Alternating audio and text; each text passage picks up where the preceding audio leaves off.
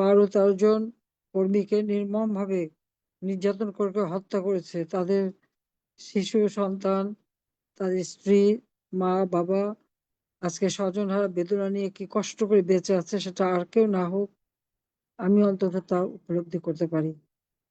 ঠিক আওয়ামী লীগ এবং আমাদের সহযোগী সংগঠনের অগণিত নেতা কর্মীকে এই নির্মমভাবে হত্যা করেছে। যারা এই হত্যাকাণ্ডের সঙ্গে জড়িত, আমি তাদের প্রতি ঘৃণা জানাই এবং তাদের এই স্বেচ্ছাচারী এবং জঙ্গি সন্ত্রাসী কর্মকাণ্ডের ফলে আজকে কত মায়ের কোল খালি হলো, কত বোন বিধবা হলো, কত সন্তান আজকে পিতাহারা হলো।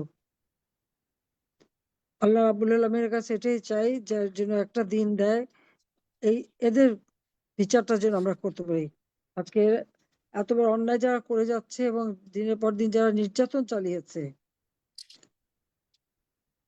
আওয়ামী লীগের নেতা কর্মী, পুলিশ, আইনজীবী, সাংবাদিক, পেশাজীবী, সাংস্কৃতিক কর্মী এবং সংখ্যালঘু সম্প্রদায়ের মধ্যে সবচেয়ে বেশি নির্যাতিত হচ্ছে হিন্দু সম্প্রদায়। এছাড়া খ্রিস্টান, বৌদ্ধ প্রত্যেকের উপরে নির্যাতন চালিয়েছে। এমনকি মাজার মাজার শরীফে পর্যন্ত হামলা করেছে, আঘাত করেছে, মাজার ভেঙেছে, মসজিদ ভেঙেছে। এইভাবে একটা অবৈধভাবে ক্ষমতা দখলকারী, অসাংবিধানিকভাবে ক্ষমতা দখলকারী জঙ্গিদের দ্বারা ডক্টর মোহাম্মদ ইউনূস সে ক্ষমতা দখল করেছে। এত ন্যায় নীতি, এত কথা বলে, কিন্তু এই যে জঙ্গিদের সাথে নিয়ে মানুষ হত্যা করে লাশের উপর পাড়া দিয়ে অবৈধভাবে যে ক্ষমতা দখল করেছে, এতে তাদের কোনো লজ্জা শরম নাই। এখানে তাদের নীতির প্রশ্ন নাই। সন্ত্রাসী কর্মকাণ্ড করলো তারা, তার নির্মম শিকার হয়েছে আওয়ামী লীগ এবং বাংলাদেশের অগণিত মানুষ। আর ক্ষমতায় বসে যত মিথ্যা মামলা দিয়ে হয়রানি করে যাচ্ছে আমাদের আওয়ামী লীগের নেতা কর্মীকে।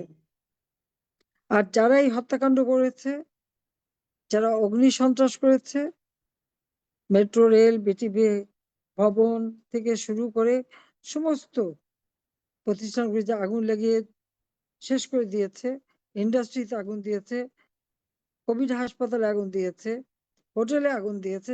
আওয়ামী লীগের নেতা কর্মীদের যারা মালিকানা ইন্ডাস্ট্রি, সেগুলি তো আছেই, সরকারি সম্পদ পর্যন্ত আগুন দিয়ে পুড়িয়েছে। সব থেকে মানে দুঃখজনক হলো বঙ্গবন্ধু স্মৃতি জাদুঘর।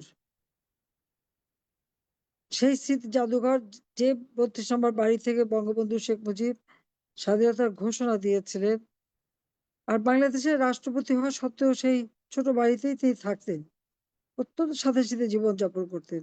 আর ওই বাড়িতেই বঙ্গবন্ধু শেখ মুজিবুর রহমানকে নির্মমভাবে হত্যা করলো।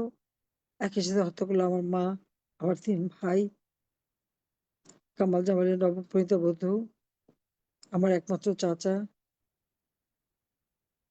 ছোট্ট রাসেল। কেউ রেহাই পেল না, তাদেরকে নির্মমভাবে হত্যা করেছে। যারা শাহাদাত বরণ করেছে, আমি তাদের আত্মার মাগফিরাত কামনা করি। বঙ্গবন্ধুকে যেভাবে তারা অপমান করেছে, যার বদৌলতে স্বাধীনতা এই বাংলাদেশ পেয়েছে, জাতি হিসেবে স্বীকৃতি পেয়েছে, তাকে চরমভাবে অপমান করা, অস্বীকার করা। আর যে পাকিস্তানি হানাদার বাহিনী এই বাংলাদেশে গণহত্যা চালিয়েছে, নারীদের উপর নির্যাতন করেছে, লুটপাট, অগ্নিসংযোগ করেছে, যাদেরকে আমরা পরাজিত করেছি, এখন সেই পরাজিত শক্তিরাই হয়ে গেছে তাদের বন্ধু। পরাজিত শক্তিদের সাথেই তাদের উঠা বসা। বিজয়ী জাতি হিসেবে এরা নিজেদেরকে ভাবতে পারে না। ওই পরাজিতদের মানে পদলেহন করা, অর্থাৎ পা চেটে চলতে তারা পছন্দ করে। এটা হচ্ছে দুর্ভাগ্য বাংলাদেশের জন্য। এবং ডক্টর ইউনূসের মতো লোক সবচেয়ে বেশি সুবিধাভোগী আমার কাছ থেকে, কারণ গ্রামীণ ফোন, ব্যবসা, গ্রামীণ ব্যাংক সবই তো সে পেয়েছে। অথচ গ্রামীণ ব্যাংকে টাকা মেরেছে, গ্রামীণ ফোনের টাকা মেরেছে। দুর্নীতির দায়ে তার বিরুদ্ধে দুর্নীতি দমন কমিশন কর্তৃক পাঁচটি মামলা। তারা 38টা কোম্পানি করেছে। কারণ আন্তর্জাতিক বিশ্বে যারাই গ্রামীণ ব্যাংকে কিছু অনুদান দিয়েছে, একটা টাকাও সে গ্রামীণ ব্যাংকে রাখেনি, নতুন নতুন কোম্পানি খুলেছে। আর ওই কোম্পানি একটাও কিন্তু সফলতা দেখায়নি। ব্যবসায় ব্যবসা করেছে কিন্তু ব্যবসায় লাভজনক দেখায়নি। তার কারণ ট্যাক্স ফাঁকি দেওয়া, এবং সে নিজে ট্যাক্স ফাঁকি দিয়েছে। ও ট্যাক্স ফাঁকির মামলাও তার বিরুদ্ধে চলছিল, যে মামলা রায় হওয়ার কথা ছিল 6 আগস্ট। তারই কোম্পানির শ্রমিক, তাদের ওয়েলফেয়ার ফান্ডের টাকা সে মেরে দিয়েছিল, তাদেরকে বঞ্চিত করেছে। শ্রমিকরা মামলা দেয়, লেবার কোর্টে মামলায় ডক্টর মোহাম্মদ ইউনূস কিন্তু শ্রমিকের অর্থ আত্মসাতে লেবার কোর্টের মামলায় সাজাপ্রাপ্ত আসামি। কি দুর্ভাগ্য বাংলাদেশের!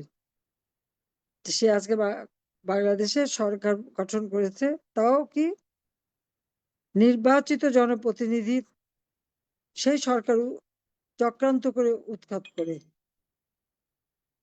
আর আওয়ামী লীগকে ব্যান করে, আওয়ামী লীগের কার্যক্রম নিষিদ্ধ করে, ছাত্রলীগ ব্যান করে। আবার প্রশ্ন হচ্ছে, কে তাকে সেই অধিকার দিয়েছে? তার তো জনগণের ম্যান্ডেট নাই, নির্বাচন করে আসেনি। তার এই পদ, যে পথে বসে আছে, ওটা কোনো সাংবিধানিক ভিত্তি নাই। এবং নিজের অপকর্ম ঢাকার জন্য এখন সংবিধান পরিবর্তন করবে যারা বাংলাদেশের নাগরিক না, তাদেরকে দিয়ে সংস্কার কমিটি করে। এই সংস্কার কমিটি করার জন্য তাদেরকে কে কে দিয়েছে দায়িত্ব? অবৈধভাবে ক্ষমতা দখলকারীর প্রত্যেকটা নির্দেশনা এবং প্রত্যেকটা কার্যক্রমই অবৈধ। এটা তাদেরকে মনে রাখতে হবে। হ্যাঁ, মামলা নিজেরা খুন করে, মামলা আমাদের বিরুদ্ধে। আজকে তার ওই সমন্বয়কারী আর উপদেষ্টা আর দোসর যারা, এবং সমস্ত জঙ্গি যাদেরকে কারাগার থেকে মুক্তি দিয়েছে, এদের উপর ভর করেই তো ক্ষমতা এসেছে। আর যারা এই যে অগ্নিসংযোগ, হত্যাকাণ্ড, এবং এরা তো নিজেরা স্বীকার করেছে। ইউনূসের এই চারা চামুন্ডারাই তো বলেছে পুলিশ হত্যা না করলে, আর মেট্রো রেলে আগুন না দিলে নাকি তাদের বিপ্লব সফল হতো না। অগণিত আওয়ামী লীগ নেতাকর্মী মারা, পুলিশকে মেরে মেরে পা বেঁধে ঝুলিয়ে রাখা, আওয়ামী লীগের নেতাকর্মী মেরে ঝুলিয়ে রাখা। আর তারপর আজকে যে আমরা একটার পর একটা শহীদের পরিবারের কাছ থেকে যে দুঃখের কাহিনী আর নির্যাতিতদের কাহিনী শুনলাম, আর আমি তো প্রতি শুক্রবারে তাদের সবার সঙ্গে বসছি। মানে এই ধরনের নির্যাতন, অত্যাচার পাকিস্তানি হানাদার বাহিনী করে গেছে। আর পাকিস্তান হানাদার বাহিনীকেও হার মানিয়ে দিয়েছে গোপালগঞ্জে। কিভাবে? গুলি করে এই গোপালগঞ্জে আমাদের নেতাকর্মী, সাধারণ মানুষ, রিক্সাওয়ালা, দোকানদার, তাদেরকে পর্যন্ত হত্যা করেছে। কারফিউ দিয়ে, 144 ধারা জারি করে, ব্ল্যাক আউট করে, প্রত্যেকটা বাড়িতে ঢুকে ঢুকে নারী, বৃদ্ধ, শিশু কেউ রেহাই পায়নি, প্রত্যেকের উপর নির্যাতন করেছে। জাতির পিতা বঙ্গবন্ধু শেখ মুজিবুর রহমানের জন্মস্থান, সেখানে যে তার বিরুদ্ধে কথা বলবে আর ওই এলাকার মানুষদেরকে ছেড়ে দেবে, এটা হয় না। যারা ওখানে যে বেয়াদবি করে, তা তো বোঝা উচিত ছিল। তবে তাদেরকে উদ্ধার করার জন্য সামরিক বাহিনী পাঠানো হয়, সেনাবাহিনী যে তাদের উদ্ধার করে। এরা রাজনৈতিক নেতা। বাংলাদেশের ইতিহাসে কবে কোন রাজনৈতিক দল এই ধরনের ঘটনার সম্মুখীন হলে সেনাবাহিনী উদ্ধার করেছে? গ্রেনেড হামলা, বোমা হামলা, গুলি, আমাদের উপর তো চলেছে, কই আমাদের তো কেউ কখনো উদ্ধার করতে যায়নি। আর তাদের উদ্ধার করতে যে নিরীহ মানুষগুলিকে গুলি করে করে হত্যা করেছে। আমাদের ছেলে লোকদের হাতে কি ছিল? কিছুই ছিল না। পাখির মতো গুলি করে মারে, সেপাইরা গুলি করতে চায় না দেখে যেভাবে অকথ্য ভাষায় গালাগালি করে তাদেরকে দিয়ে গুলি করে। আমাদের সেই দীপ্ত তাকে ধরে শুধু গুলি করে মারেনি, মাটিতে ফেলে বুট দিয়ে তার গলার মধ্যে পাড়া দেওয়া, তাকে বুকের উপরে পাড়া দেওয়া, সে বুট দিয়ে গলা পিষে তাকে হত্যা করেছে। কি দুর্ভাগ্য আমাদের। জাতির পিতা বঙ্গবন্ধু শেখ মুজিব যদি দেশ স্বাধীন না করতেন, তাহলে এই সেনাবাহিনী একেবারে সেই মেজর এবং জেনারেল, মেজর থেকে মেজর জেনারেল, জেনারেল পর্যন্ত আজকে তাদের যে পদায়ন, এটা কি কোনোদিন হতো? পাকিস্তান আমলে তো ওই মেজরের উপরে কেউ উঠতে পারেনি। ওই যে অন্যান্য মেজর ছিল, বঙ্গবন্ধু শেখ মুজিবের বদৌলতেই তো প্রমোশন পেয়েছিল। আর এখনো যারা আছে তারা কিন্তু ওই বাবা দেশটা স্বাধীন করেছিল বলেই হয়েছে। তা নইলে পাকিস্তানিদের পদতলেই থাকতে হতো, তাদের কাছ থেকে বুটের লাথি খেতে হতো, আর তাদেরকে স্যালুট দিতে দিতে হাত ক্ষয় হয়ে যেত। আর আমি এসে তো তাদের আরো উন্নতি করে আরো সুযোগ করে দিয়েছিলাম। সৈনিকদের জন্য টিফিন ভাতা, অফিসারদের জন্য গাড়ি বাড়ি কেনার ব্যবস্থা, থাকার জন্য ফ্ল্যাট নির্মাণ করে দেওয়া, সৈনিকদের জন্য ব্যারাক নির্মাণ করে দেওয়া উন্নত মানের। কি না করেছি আমি! ট্রেনিং এর ব্যবস্থা, শান্তিরক্ষী বাহিনীতে যায় তার জন্য ট্রেনিং সেন্টার করে দিয়েছি। সব ধরনের ট্রেনিং যাতে হয় তার ব্যবস্থা করেছি। আধুনিক সরঞ্জাম আদি কিনে দিয়েছি। আর সেই কিছুতে নিয়ে যে আবার এই দুষ্কৃতিকারীদেরকে তারা রক্ষা করতে যে নিরীহ মানুষকে হত্যা করে, এই হত্যাকাণ্ড যারা করেছে তাদের শাস্তি দিতে হবে। 15ই জুলাই 2024 থেকে যারা হত্যা, খুন, অগ্নিসন্ত্রাস, পুলিশ হত্যা, 460 থানা পুড়িয়ে দেওয়া, বঙ্গবন্ধু ভবন পোড়ানো, সংসদ ভবন, গণভবন, ওটাও তো সরকারি, ওটা তো আমার ব্যক্তিগত না। সুধা সদন এবং অগণিত আওয়ামী লীগের নেতা কর্মীদের বাড়িঘর আগুন দিয়ে জ্বালিয়েছে, এবং এইভাবে আমাদের নেতা কর্মীদের যারা হত্যা করেছে তাদেরকে ইনডেমনিটি দেওয়া হয়েছে, দায় মুক্তি। আর মামলা দিয়েছে সব আওয়ামী লীগ নেতা কর্মীদের বিরুদ্ধে। অথচ যারা স্বীকার করেছে নিজের মুখে যে অগ্নিসন্ত্রাস করেছে যারা, তারাও বলেছে কে কি পুড়িয়েছে, কারণ ইনডেমনিটি পেয়েছে, তারা গাল ভরে বলেছে। কিন্তু মামলা দেওয়ার সময় সব মামলা আমাদের বিরুদ্ধে। শুধু তাই না, এদের মধ্যে কোনো মনুষ্যত্ব বোধ নাই। মাইলস্টোন স্কুল, সেখানে যে ঘটনা ঘটলো, একটা অ্যাক্সিডেন্ট ঘটেছে, আগুন লেগেছে, শিশুরা পুড়ে গেছে, মারা গেছে, আহত হয়েছে, তাদের স্বজনরা এবং ওই স্কুলের যারা সিনিয়র ছাত্র ছিল তারা যখন ছাত্রছাত্রীরা ছুটে গেছে তাদেরকে উদ্ধার করতে, গার্জিয়ানরা ছুটে এসেছে, তাদের গায়ে হাত তুলেছে সেনাবাহিনী। আর এই সমন্বয়করা তাদেরকে হাত তুলেছে, তাদেরকে যেতেই পর্যন্ত দেয়নি। এমনকি স্কুলের তারা যে অ্যাটেন্ডেন্স খাতা, সেই খাতাটা পর্যন্ত সরিয়ে ফেলেছে, বস্তা ভরে ভরে সেই লাশগুলি সরিয়ে ফেলেছে। আর দেখা যাচ্ছে কি 20 জন মারা গেল, কালকে 30 জন মারা গেল, 31 জন মারা গেল। একটা ক্লাসে কত ছাত্রছাত্রী থাকে? এইভাবে সব লুকালেই কি হবে? যে বাবা মায়ের সন্তান গেছে সে বাবা মা বোঝে, তাও তো কিছু চাইনি, লাশগুলি চেয়েছিল। হ্যাঁ, পোড়া লাশ হলো পোড়া লাশ, তাও তো তার সন্তানের। আর এই লাশ তো শনাক্ত করা যায়, ডিএনএ টেস্ট করে এটা করা যেতে পারে। আমাদের খুব ভালো উন্নত মানের ডিএনএ ল্যাবরেটরি আমি করে দিয়েছি। এরকম বহু দুর্ঘটনায় আমরা ডিএনএ টেস্ট করে তার স্বজনদের কাছে লাশ হস্তান্তর করেছি, কিন্তু আমার প্রশ্ন ডক্টর ইউনূসের কাছে, সেই লাশ লুকাতে গেল কেন? তার ইমেজ রক্ষার জন্য? আর এখানে যখন ছেলেরা পুড়ে মরে, উনি তাদের সহযোগিতা না করে উনি আবার ফেসবুকে টাকা চান, আন্তর্জাতিক বিশ্বের কাছে টাকা চায় তাদের সাহায্যের জন্য। এর আগে বন্যা হলো, সেই টাকা তুলে সেটা মেরে দিল তার ওই সমন্বয়করা, ছাত্ররা। ওই এখন আবার এনসিপি পার্টি বলেছে, সেই পার্টির নেতারা। একটা দুর্যোগ আসে, পয়সা তুলে, এমনকি বলে 1400 জন মারা গেছে বলে জাতিসংঘের কাছে জানালো, কিন্তু সহযোগিতা দেওয়ার বেলায় 600। বাকি নামের নাম প্রকাশ করলো 800 জনের। তো বাকি নাম কোথায় গেল? কাদের নাম?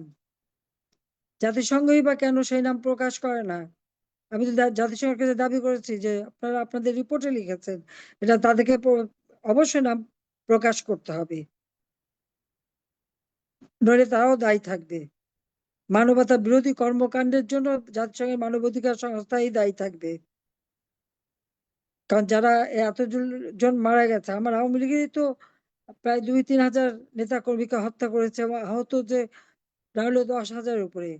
4-5 লাখ নেতা কর্মীর বিরুদ্ধে মিথ্যা মামলা, পুলিশ প্রায় 3,000 পুলিশ, সব লাশ গুম। এরা যারা স্কুলের ছোট শিশুদের লাশ গুম করতে পারে, তার কত জঘন্য মনোবৃত্তির আর কত কিছু করতে পারে, সেটা সবটা বুঝেন না? সেটা সবার বোঝা উচিত। আজকে যারা, আমি স্বেচ্ছাসেবক লীগের একটা কথা বলবো, এই শিক্ষার্থীদের মধ্যে অনেকে এবং গার্জিয়ান যারা এক সময় এই ইউনূসের গাল ভরা কথা আর তার ওই যে মেটিকুলাস ডিজাইনের মাস্টার মাইন্ড দ্বারা পরিচালিত যে আন্দোলন, সেই আন্দোলনে অপপ্রচারের মাধ্যমে বিভ্রান্ত হয়ে যারা এই আন্দোলনে যোগ দিয়েছিল, আজকে অনেকে তাদের ভুল বুঝতে পেরেছে। আমি অনেকের সাথে ইতিমধ্যে অনেক ছাত্রছাত্রীর সাথে কথা বলেছি, তাদের কান্না, আফসোস, এবং আমার কাছে বারবার তারা ক্ষমা চেয়েছে। অবশ্যই এরা ছোট শিশু আমার কাছে, আমি তাদের ক্ষমা করে দিই। সাধারণ ছাত্রছাত্রী এদেরকে বিভ্রান্ত করেছে। কাজে আমি তোমাদেরও বলবো যে এই ধরনের যারা আছে তাদেরকে কাছে টেনে নাও, কারণ তারা মানসিক ভাবে খুব কষ্টে আছে। তারা যে ভুল করেছে সেটা বুঝতে পেরেছে। তাদের যে অনুশোচনা, আমি মনে করি এই অনুশোচনার অঙ্গারে পুরেই তারা খাঁটি শোনা হবে। কাজে তাদেরকে তোমাদের যোগাযোগ করতে হবে, তাদেরকে ফিরিয়ে আনতে হবে।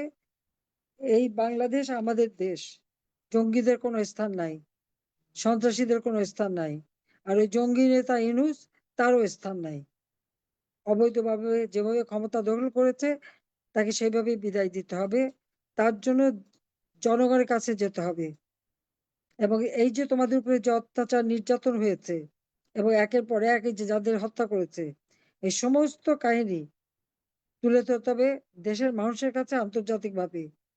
আর আজকে সাধারণ মানুষের আয় রোজগার নেই, দ্রব্যমূল্যের ঊর্ধ্বগতিতে সবার জীবনে নাভিশ্বাস উঠেছে, কর্মসংস্থান হারিয়ে গেছে, ঘরে ঘরে বিদ্যুৎ দিয়েছিলাম, এখন অন্ধকার, সেচ দিতে পারে না, সব জায়গায় দখল আর চাঁদাবাজি, প্রত্যেক জায়গায় চাঁদাবাজি, উঠতে বসতে চাঁদা, উঠতে বসতে দুর্নীতি, হাজার হাজার কোটি টাকা পাচার করেছে ইউনূস। কাজী এমনকি শেয়ার মার্কেটের টাকাও তো পাচার। আমি এটুকুই বলবো যে এই দুর্বৃত্তদের হাত থেকে দেশকে রক্ষা করার জন্য যে যেভাবে পারবে যার যার অবস্থানে থেকে কাজ করতে হবে, এবং বাংলাদেশের জনগণকে বলবো, এতদিনে নিশ্চয়ই আপনারা চিনতে পেরেছেন যিনি একটা ভালো মুখ দেখিয়ে মিষ্টি মিষ্টি কথা বলে মানুষকে বিভ্রান্ত করেছে। গ্রামীণ ব্যাংকটা গ্রাস করে খেয়েছে, ওটা তো সরকারি ব্যাংক, সরকারি টাকায় করা। আমি নিজেই তো প্রধানমন্ত্রী থাকাকালীন সময় 400 কোটি টাকা গ্রামীণ ব্যাংকে দিয়েছিলাম। আজকে সেই ব্যাংকের মালিকানা ক্ষমতা এসে আগে হাতিয়ে নিয়েছে। ক্ষমতা আসতে না আসতেই ম্যান পাওয়ারের ব্যবসা, সেই ডিজিটাল ওয়ালেট, ওই নগদ বিকাশ, সে ওই রকম টাকা লেনদেনের ব্যবসা, বিশ্ববিদ্যালয়ের ব্যবসা, কত ব্যবসা হাতিয়ে নিয়েছে। 4,800 কাঠা জমি পূর্বাচলে, কি সেখানে রিসোর্ট তৈরি করেছে, বিনোদন কেন্দ্র, কক্সেস বাজারে তার বিনোদন কেন্দ্র, আর তার ব্যাংকে তো হাজার হাজার কোটি টাকা, তারপরে একটা ট্যাক্সও দেয় না। যার বিরুদ্ধে এত দুর্নীতির মামলা, লেবার করে সাজাপ্রাপ্ত আসামি, সে আবার আমাদের বিরুদ্ধে দুর্নীতির মামলা দেওয়ায়। আর দুর্নীতি দমন কমিশনে যাকে বসিয়েছে, ওই যে মমিন সাহেব, সে তো বিমানের কাজ করতো, এবং তার দুর্নীতির কারণে তাকে সেখান থেকে সরিয়ে দেওয়া হয়েছিল। আর আজকে সে হচ্ছে দুর্নীতি দমন কমিশনের চেয়ারম্যান। আর আইসিটি, যেটা যুদ্ধ অপরাধীদের বিচারের জন্য আদালত, 1973 সালে পার্লামেন্টে এই আইন পাশ হয়েছে। আজকে সেই কোর্টে আমাদের বিচার হবে কেন? আমরা কি অপরাধ করেছি? আর সেই কোর্টের চেয়ারম্যান কারা? চেয়ারম্যান, চিফ প্রসিকিউটর, সবই যখন যুদ্ধাপরাধীদের বিচার করা হয়, তাদের ডিফেন্সে ছিল। ওই যুদ্ধাপরাধীদের যারা বিচার করেছে আমরা, গণহত্যা, নারী ধর্ষণ, খুন, বুদ্ধিজীবী হত্যা, সন্ত্রাস, হাজার হাজার মুক্তিযুদ্ধ এবং বাংলাদেশের মানুষকে তারা হত্যা করেছিল, তাদেরই তো বিচার হয়েছে। আর এরা তাদের পক্ষে যখন, তখন আইনজীবী প্যানেলে ছিল, আজকে তারা হয়ে গেছে চেয়ারম্যান।